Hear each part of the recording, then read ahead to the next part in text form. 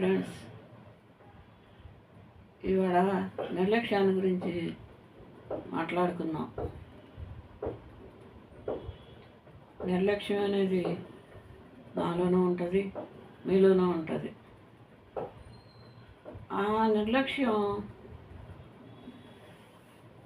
ఎప్పుడు మనం ఉపయోగించుకోవాలి అనేది కూడా ఉంటుంది. ఎందుకంటే నిర్లక్ష్యం ఒక్కోసారి అలా వదిలేస్తేనే మనకి ఓకే అవుతుంది. అలా కాకుండా ప్రతి విషయాన్ని నిర్లక్ష్యంగా తీసుకోవద్దు. ఎప్పుడైనా సరే ఒక బాధ్యతగా ఉంటేనే మనిషి నిలబడగలుగుతాడు. మనిషికి ఎప్పుడైతే నిర్లక్ష్యం అవుతుందో ఆటోమేటిక్గా అడుగు తగ్గుతుంది, ముందుకు అడుగు పడదు. ఆ నిర్లక్ష్యం అనేది మనకి రాకూడదు. సపోజ్ మనం వెళుతున్నాం అనుకోండి, ఎక్కడికన్నా వెళ్ళినప్పుడు రోడ్డు దాటాలి అంటే చాలా జాగ్రత్తగా దాటాలి. నిర్లక్ష్యంగా దాటుతామా? దాటం. అలాంటి విషయం తెలుసుకున్నప్పుడు ఈ చిన్న రోడ్డు దాటే విషయంలోనే మనం నిర్లక్ష్యంగా ఉండకూడదు అని మనకు తెలిసినప్పుడు జీవితాన్ని నిర్లక్ష్యంగా తీసుకోకూడదు. ఒక బాధ్యతగా, ఒక పట్టుదలగా మనం ఏదైనా సరే చాలా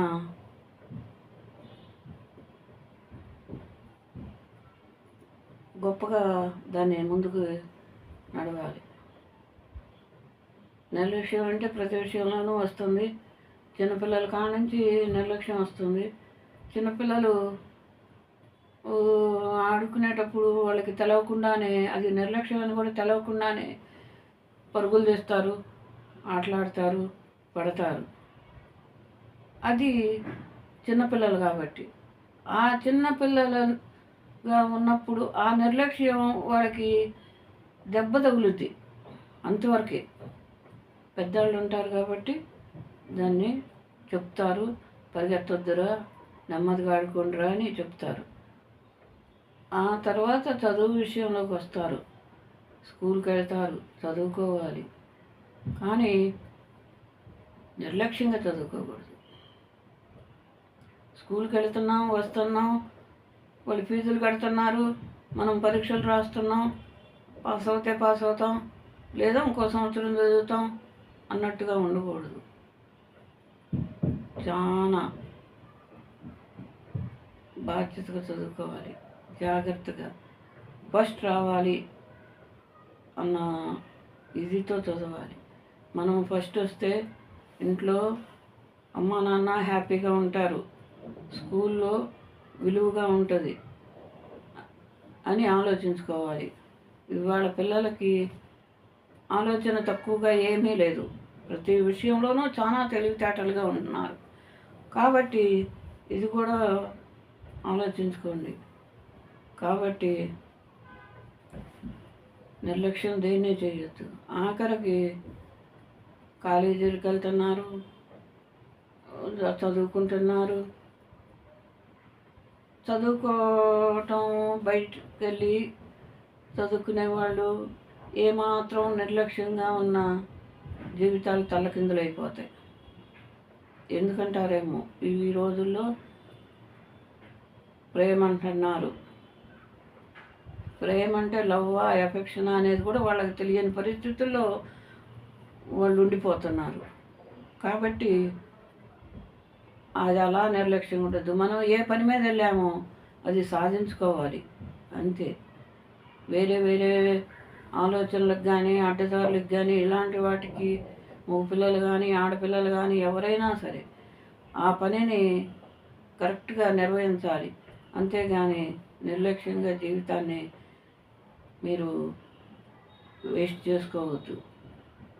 ఆఖరికి తినే విషయం ఉందనుకోండి, ఇవాళ రేపు ఇంట్లో అయినా సరే, ఫంక్షన్లకు వెళ్ళినా సరే, ఎక్కడికి వెళ్ళినా సరే ఒక నిర్లక్ష్య ధోరణి వచ్చేసింది. ఇప్పుడు ఇంట్లో కూడా పెట్టుకుంటున్నారు, తింటున్నారు. ఇష్టం ఇప్పుడు మనం ఎంత తినగలుగుతామో అంతే పెట్టుకోవాలి. ఏది తినటానికి మనకి ఇష్టం అవుతుందో అదే వేసుకోవాలి. అలా కాకుండా ఉన్నాయి 4 రకాలు వేసుకొని అలా ఇలా కలిపి 2 ముద్దలు తింటున్నారు, పక్కకు నెడుతున్నారు. అసలు అన్నాన్ని అలా వేస్ట్ చేయటం చాలా తప్పు. మనం వదిలేసిన ఆ 2 ముద్దలు ఒకప్పుడు మనకు దొరకకపోతే మనం ఎంత బాధపడతాము. ఫంక్షన్లకు వెళ్తున్నారు, అక్కడైనా సరే మన ఇష్టమైనవి వేసుకోవాలి. వేస్తుంటే వద్దు, ఇది వేయమని చెప్పాలి. అలా కాకుండా ఉన్నన్ని ప్లేటుల్లో వేసుకొస్తున్నారు. 1/4 వంతు తింటున్నారు, 3/4 వంతు వదిలేస్తున్నారు. అది వీళ్ళు తిన్నది కాదు, లేదు ఎవరికన్నా పెట్టింది కాదు, అలా డస్ట్బిన్లో పడేస్తారు. అది కరెక్ట్ కాదు. మనం ఇదే విషయానికి వచ్చి మరి డబ్బుల్ని నిర్లక్ష్యంగా పారేస్తారా? పారేయరు. తను చాలా జాగ్రత్తగా ఉంటారు. మరి ప్రతి మాటిట్లో ఎందుకు మీకు నిర్లక్ష్యం ఉండకూడదు. ఆ నిర్లక్ష్యం ఉంటే ఇటు డబ్బు కూడా రాదు మన చేతిలోకి. ఎప్పుడైతే మనం ప్రతిదాన్ని ఒక లక్ష్యంగా తీసుకొని దాన్ని సఫలం చేసుకొని ఎప్పుడైతే ముందుకు వెళ్ళి మనం ఒక స్టాండర్డ్గా నిలబడగలుగుతామో అప్పుడు మనం భవిష్యత్తు బాగుంటుంది. ఈ నిర్లక్ష్యాన్ని దూరం చేసుకోండి. ఇటు అమ్మ పని చెప్పినా నిర్లక్ష్యమే, నాన్న పని చెప్పినా నిర్లక్ష్యమే. చదువులోకి వస్తే చదువులోనూ నిర్లక్ష్యమే. ఒక 10% ఆ నిర్లక్ష్య ధోరణి లేని వాళ్ళు ఇవాళ పల్లెటూళ్ళలో వాళ్ళకు కూడా నిర్లక్ష్యం ఎక్కువైపోతుంది. సిటీలో అంటావా ఉన్న కల్చర్ని బట్టి అనుకోవచ్చు, పల్లెటూరులో కూడా అలానే ఉంటున్నారు పిల్లలు. ఇంకా పెద్దవాళ్ళు నిర్లక్ష్యం అంటావా, పెద్దవాళ్ళ నిర్లక్ష్యానికి వచ్చేసరికి జీవితాలే ఇబ్బందికరంగా ఉంటున్నాయి. పెళ్లి చేసుకుంటున్నారు, 2 ఏళ్ళు 3 ఏళ్ళు బాగానే కలిసి ఉంటున్నారు, తర్వాత నువ్వెంత అనే నిర్లక్ష్యం వచ్చేస్తుంది. వచ్చినాక పిల్లల భవిష్యత్తు కూడా చూసుకోకుండా డైవోర్స్ అంటున్నారు. తర్వాత బాధపడేది ఇటు పిల్లలు బాధపడతారు, వాళ్ళు బాధపడతారు. అంత దాకా వెళ్లకుండా కుటుంబాన్ని బాధ్యతగా నిర్వహించుకొని ఆ నిర్లక్ష్యాన్ని దగ్గరకు రానివ్వకపోతే వాళ్ళ జీవితం హ్యాపీగా ఉంటుంది. వాళ్ళ కన్నందుకు ఆ పిల్లల్ని బాగా పెంచగలుగుతారు, ఒక వృద్ధిలోకి తీసుకొచ్చి వాళ్ళ భవిష్యత్తుని బాగా చేయగలుగుతారు. అంతేగాని నిర్లక్ష్యంతో ఏ చిన్న విషయాలను కూడా పెద్దవి చేసుకోబాకండి. పెద్దవి చేసుకుంటే పోయేది మనమే. అలాగే ఒకవేళ మన పిల్లలకి పెళ్లి చేసినాక వాళ్ళు కలిసి లేరు అనుకోండి, లేనప్పుడు మగపిల్లలకి ఎలాగో చెప్పలేము, చెప్పినా అర్థం చేసుకుంటారో లేదో తెలియదు. కానీ కనీసం తల్లి ఆడపిల్లను మందలించాలి.